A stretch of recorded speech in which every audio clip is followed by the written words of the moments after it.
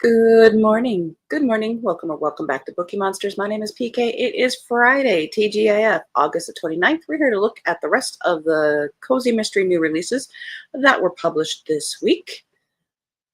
There's a lot of them, so we're going to do drive-bys. Quick announcements. I don't do any sprints tonight. I don't do them on Friday night. Our next sprints are tomorrow afternoon at 3 p.m. Eastern Time. They go for 5 hours.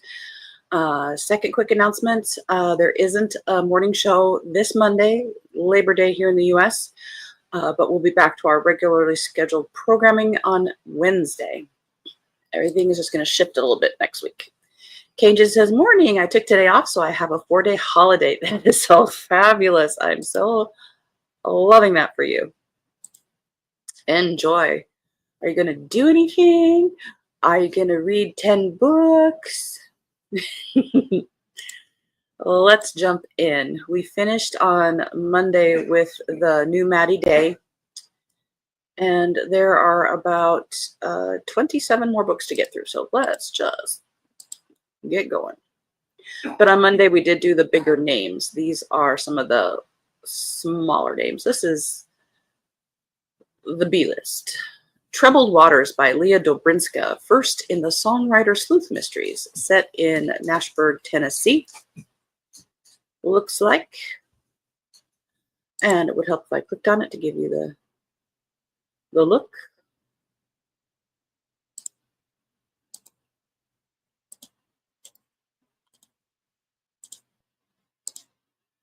Bad Blood by Julie Mulhern, 20th in the Country Club Murders.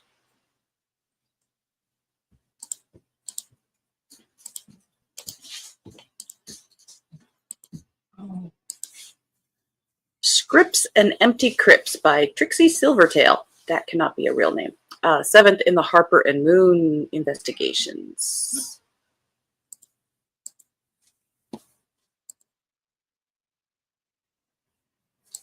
And Cajun says, internet just blipped, so if I disappear, not being rude. That's okay. I just assume people are falling asleep.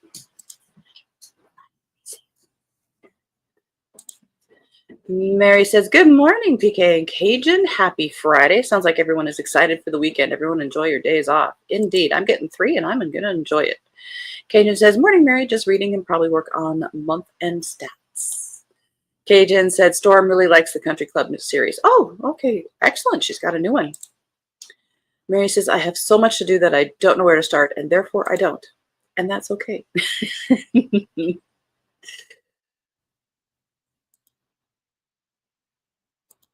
Me too. Kim says, good morning. Good morning, Kim. Kim says, hi. I've had those times, Mary. And Kim says, hi, Kim. Oops. All right, so end of that row. And anybody arriving a little bit after my announcement, there are so many left. There's like 27 left. We're doing drive-bys. But on Monday, we did the bigger names. Mrs. Morris and the Day of the Dead, Salem B&B Mystery, 10th in that series by Tracy Wilton. That cat does not like that sugar skull. I don't either. They're not my favorite symbol.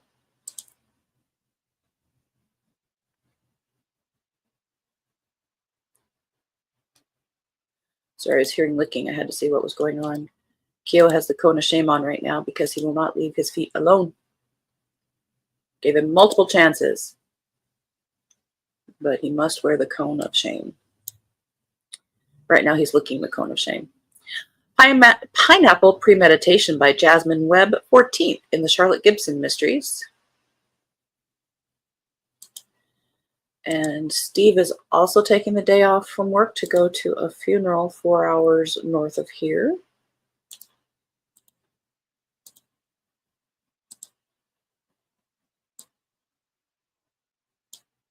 Yule Spells and Wedding Bells by Jenna St. James, 15th in a Kara Hilder mystery. Apparently she's a Valkyrie.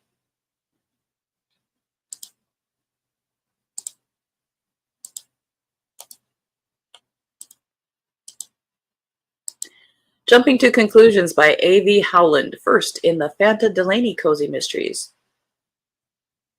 Looks like it is set in a horse situation. Horse club situation.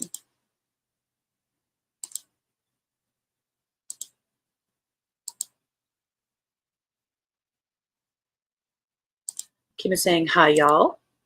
And hi, Book Live. Good morning, everyone. Good morning. Welcome in. Mary says, good morning. Welcome. Cajun says, someone coming in and or doesn't know about Keo and I was hearing licking. Yes. Keo is my Akita.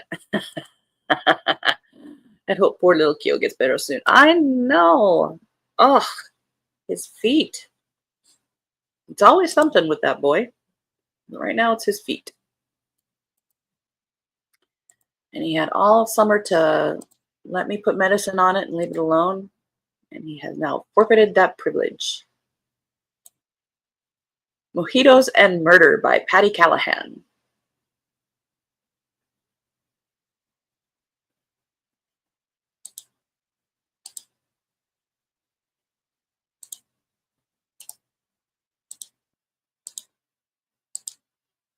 Player Elimination, first in the Ren Winters mystery series by Shelley Jones.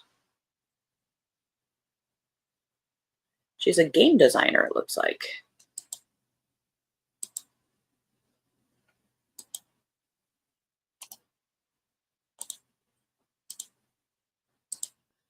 Murder on a Bus Tour, 7th in the Lady Marjorie Snellthorpe mysteries by Dawn Brooks. Oops. Looks like it's set in Cornwall.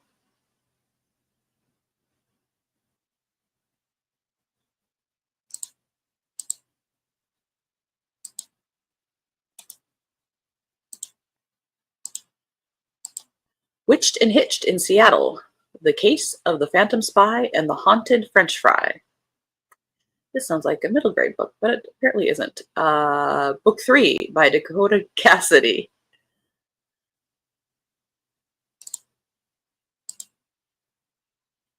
And again, we're doing drive-bys because there are just so many to get through.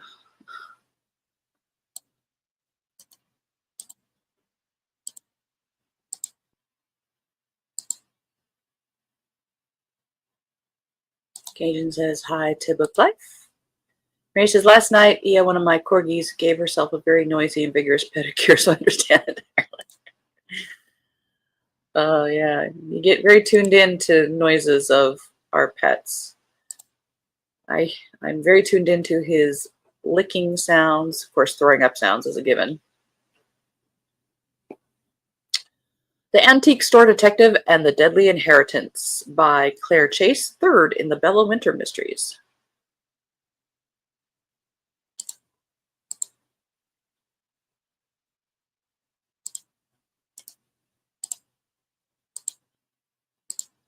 The Sunken Truth by Hannah Ellis, 5th in the Lily Larkin Mysteries. Set on the Isle of Scilly. I don't think you pronounced the C in that case.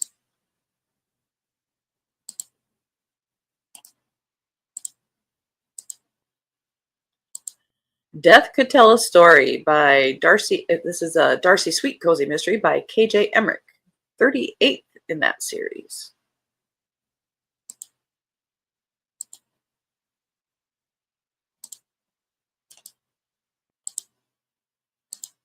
Mary, do you have any shows this weekend? Murder Most Eastern by Nellie H. Steele, Great Main Mystery, book number 1.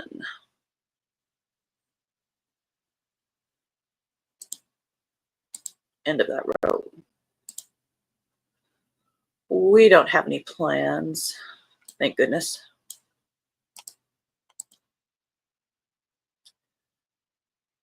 I do need to read because the new release Palooza starts on Tuesday.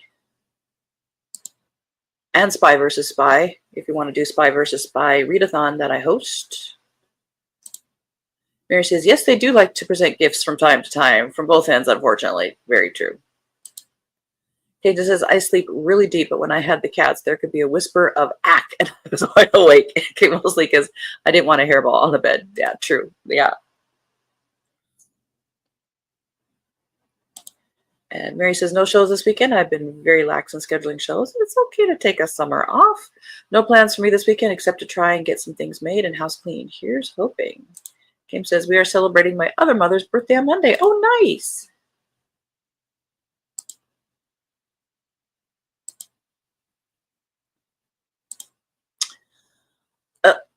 Back here.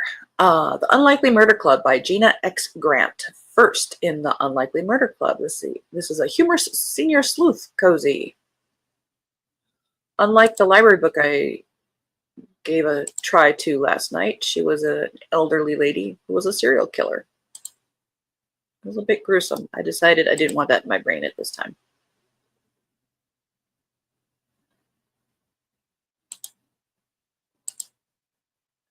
The Lady and the Mighty Pen by Brittany E. Brinegar and J. E. Brinegar. Fourth in the Lady Inventor Mysteries. I've not read this series.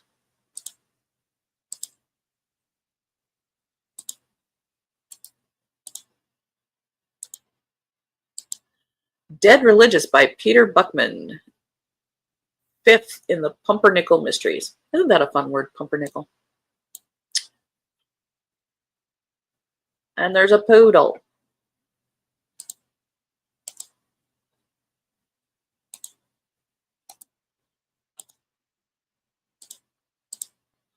Old Habits Die Hard by Susan Mattern. Second in the Convent Mysteries. I do like those kind of mysteries too. I might have to check that out.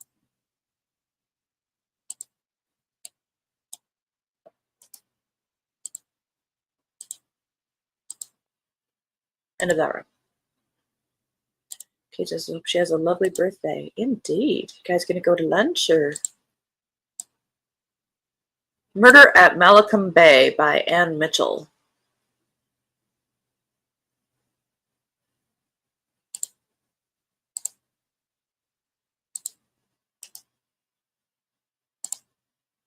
Ooh, I think I like this next cover. Death on the Bookshelf by Poppy Bridgman. First in the Pages and Paws mystery series.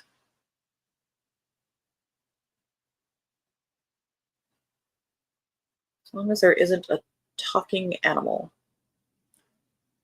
Oh, looks like she has 2 Welsh corgis.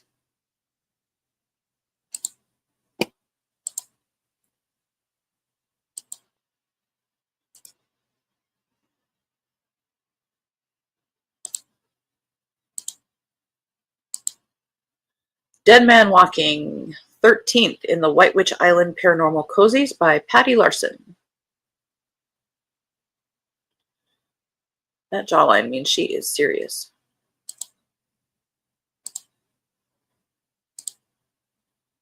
Along with black hair and blue eyes. She's a serious chick. Murder at the Palace Pier by Olivia Rose. 6th in the Lady Elizabeth Hawthorne Mysteries. Looks like it's set in the 1920s. I have not read this series.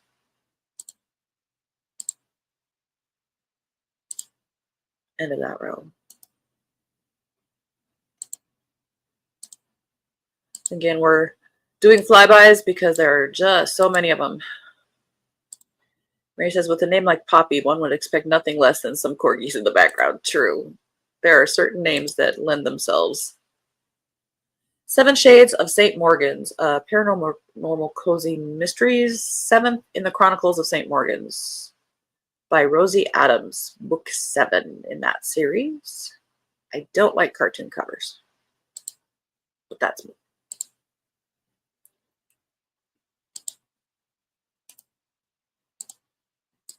Oh, page not found. Somebody pulled that one.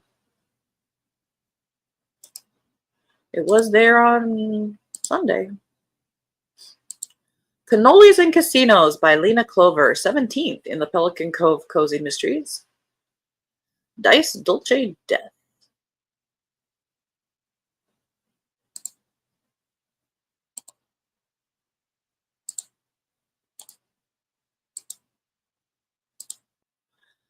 Death at the Rusty Nail by Kitty Kildare, 9th in the Veronica Vale Investigates series. 1920s. I've not, oops, let me click on it. I've not read this series, but I am aware of it, I believe.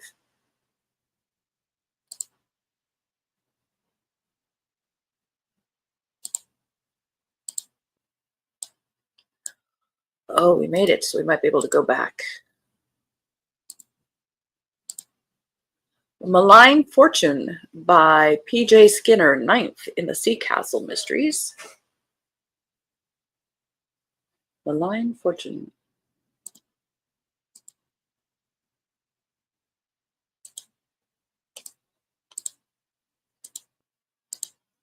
Ghosts and Gals by Tammy Tyree and Chloe Hale, 7th in the Corpse Collector Cozy Mysteries. Again, cartoon covers, don't like it.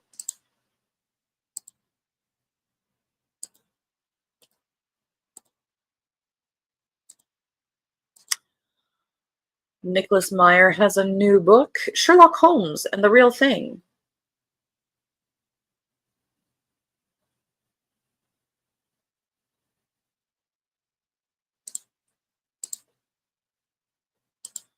And Darcy Wilde has a new series. I love her previous series, but this one features young Queen Victoria. The Heir. We've got some time now. Let's see what this says. Destined for a life beyond her wildest dreams, born 5th in succession to the throne and determined to get to the bottom of a most foul puzzle, the future queen vows to solve the mystery of a dead man scandalously discovered on the grounds of Kensington Palace by her. The young Queen Victoria remembers nothing but Kensington Palace. Arriving as a baby, she has been brought up inside its musty, mold-ridden walls. Others may see the value of Kensington's priceless artifacts and objets d'art, but the palace is a jail cell for young Victoria.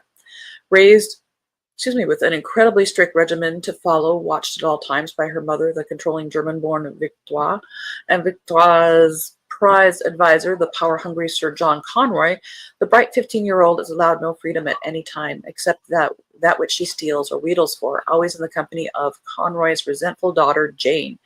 But one fateful afternoon, Victoria slips away from her mother to ride out on her beloved gelding Prince. But with reluctant Jane in tow, the princess gallops out from the palace green.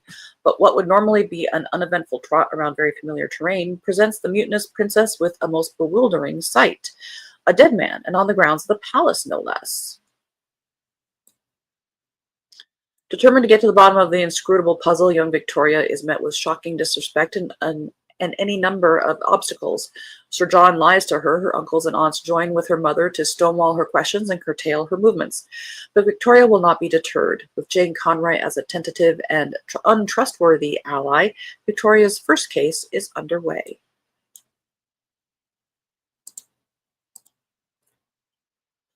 All right, and that is all we have. Again, whole bunch.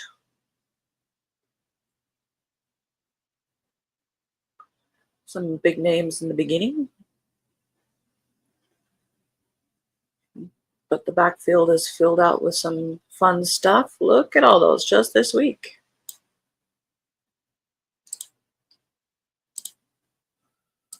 All righty. Mary says, I don't like them either. Yeah, those covers. Cajun says, I love cannolis. I would like any kind of cannoli or scone. Yeah, I'd take that right now. Kim says, thanks, Cajun. Mary says, I wouldn't turn down a cannoli if it were offered. Alas, none in my future that I know of. Me either. Kim says, have a great day, y'all. Absolutely. Back at you, baby. Again, I don't have any sprints tonight. I don't do them on Friday nights. Our next sprints are tomorrow at 3 p.m. Eastern for 5 hours. Cajun says, hope everyone has a good day. See you tomorrow. Absolutely. Everybody have a good, safe weekend. Mary says they are making up for the dearth of new books a week or so. Exactly. Last week was very, very, we were struggling. All right. Have a good day, everybody. TGIF. Cajun, enjoy your extra day off. Mary, be safe this weekend. Have a good time. And as the banner says here, don't be a bookworm, be a bookie monster. Nom, nom. Have a good day and God bless.